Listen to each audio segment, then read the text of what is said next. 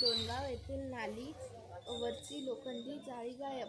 भुसार दुकान, लघु व्यवसाय, भाजी मंडीसाठी व मटण मार्केटसाठी बांधलेले गावामधील पोलीस स्टेशनचे नालीमधून वाहत असल्यामुळे संबंधित नालीवर लोखंडी जाळी बसवण्यात आली होती. गत काही महिन्यापूर्वी सदर लोखंडी जाळी दुरुस्तीच्या नावाखाली कोणीतरी नेली असता आजपर्यंत लावण्यात आली नाही, असे स्थानिक व्यावसायिकांना सांगितले असून वाहनधारकांना व मोटारसायकल वाहनांना नालीमधून येण्या जाण्याचा मोठा त्रास सहन करावा लागत आहे.